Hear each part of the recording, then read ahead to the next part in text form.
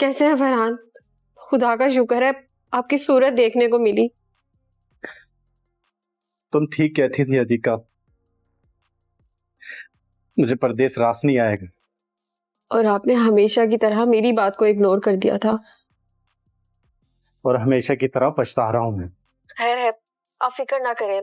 मैंने मामू से बात की है, वो कह रहे थे कि किसी रेफरेंस से ना एम्बेसी में बात करके आपके लिए नया पासपोर्ट बना देंगे और फिर आप वापस आ जाना और दोबारा कभी मुझे छोड़ के जाने का भी ना सोचना। वापस आऊंगा तो छोड़कर जाऊंगा ना। आप इतनी मायूसी वाली बातें क्यों कर रहे हैं? मैं बहुत बुरी तरह से फंस गया हूं अदिका। किसी ने मेरे रूम में ड्रग्स रख दिए थे।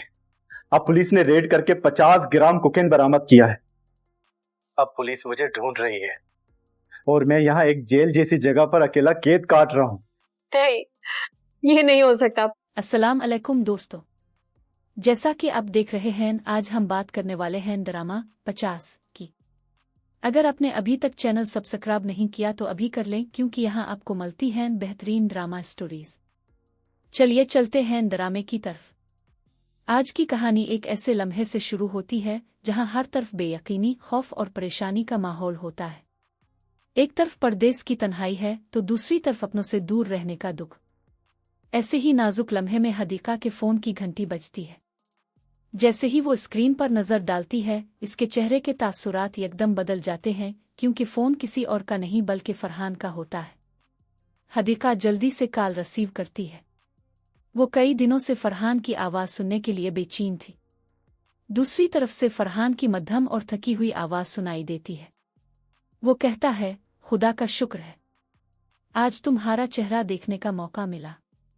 ये जुमला सुनकर हदीका के दिल को जैसे थोड़ा सा सुकून मिलता है, मगर अगले ही लम्हे इसे महसूस होता है कि फरहान की आवाज में पहले जैसी खुशी नहीं रही। इसकी बातों में मायूसी और बेबसी साफ झलक रही होती है। फरहान एक लंबी सांस लेता है और कहता है कि तुम हमेशा कहती थीं कि परदेस की जिंदगी मेरे लिए आसान नहीं होगी, लेकिन मैंने हमेशा की तरह तुम्हारी बात को नज़रअंदाज कर दिया। आज मुझे अपनी इसी गलती पर बहुत अफसोस हो रहा है। हदीका फौरन इसे हौसला देती है। वो कहती है कि माजी की बातें सोचकर खुद को मजीद परेशान मत करो। हर मुश्किल का कोई ना कोई हल जरूर निकलता है। मैंने मामू से भी बात की है। वो कह रहे थे कि अगर एम्बेसी में किसी जान पहचान वाले से राब्ता हो जाए तो तुम्हारा नया पासपोर्ट बन सकता है और फिर तुम आसानी से वापस आ सकते हो। ये कहते हुए हदीका के चेहरे पर उम्मीद की एक हल्की सी झलक नजर आती है। वो मुस्कुराते हुए कहती है, बस इस बार वापस आ जाना और फिर कभी मुझे छोड़कर मत जाना। लेकिन फरहान के अगले अल्फाज इसकी उम्मीदों पर पानी फेर देते हैं। वो धीमी आवाज में कहता है, वापस आऊंगा तो फिर जाऊंगा भी ना। ये सुनकर हदीका चौंक जाती है। वो फौरन महसूस कर लेती है कि फरहान कोई बहुत बड़ा राज छुपा रहा है। वो घबराते हुए पूछती है, आखिर बात क्या है? तुम इतनी मायूस कुन बातें क्यों कर रहे हो? चंद लम्हों की खामोशी के बाद फरहान वो हकीकत बयान करता है, जिसे सुनकर हदीका के कदमों तले जमीन निकल जाती है। वो बताता है कि किसी ने इसके बैग में मुनशियात रख दी थी। अचानक पुलिस ने छापा मारा और उसके सामान से 50 ग्राम कोकीन बरामद होने का दावा किया गया। अब पुलिस इसे मुजरिम समझकर तलाश कर रही है, जबकि वो खुद को बेगुनाह साबित करने के लिए एक नामालूम जगह पर छुपा हुआ है। फरहान की आवाज कांप रही होती है। वो कहता है कि जिस जगह वो मौजूद है वो किसी जेल से कम नहीं। न बाहर निकल सकता है, न किसी पर भरोसा कर सकता है। हर लम्हा इसे यही खौफ खाए जा रहा है कि अगर पुलिस तक इसकी खबर पहुंच गई तो शायद वो कभी वापस ना आ सके। हदीका की आंखों से बेइख्तियार आंसू बहने लगते हैं। वो बार बार यही कहती है, नहीं, ऐसा नहीं हो सकता, तुम जरूर मजाक कर रहे हो। फरहान की आवाज मजीद भारी हो जाती है। वो कहता है, मजाक में कोई रोता नहीं हदीका। ये अल्फाज सुनकर हदीका मुकम्मल तौर पर टूट जाती है।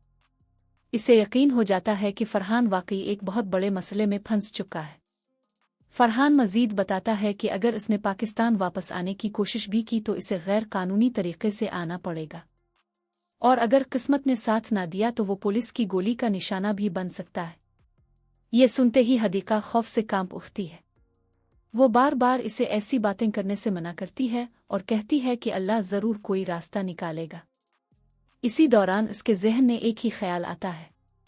वो सोचती है कि अगर कोई शख्स फरहान को इस मुश्किल से निकाल सकता है तो वो इसका अपना भाई वास है। हदीका फौरन फरहान से कहती है, मैं अभी वास से बात करती हूँ, वो ज़रूर तुम्हारी मदद करेगा। लेकिन फरहान निहायत मायूसी से जवाब देता है, वो कुछ नहीं करेगा। ये सुनकर हदीका हैरान रह जाती है। वो समझ ही नहीं पाती कि आखिर एक भाई अपने भाई की मदद क्यों नहीं करेगा। वो पुरएतमाद लहजे में कहती है, वो तुम्हारा भाई है, इसे तुम्हारा साथ देना ही होगा। मगर किस्मत को कुछ और ही मंजूर होता है। बात अभी मुकम्मल भी नहीं होती कि अचानक कॉल मुनक़ते हो जाती है। हदीका बार बार फ़ोन मिलाने की कोशिश करती है मगर हर बार नाकामी उसके हिस्से में आती है। अब उसके दिल की धड़कनें पहले से कहीं ज़्यादा तेज़ हो चुकी होती है। इसे महसूस होने लगता है कि शायद वक्त उसके हाथ से निकलत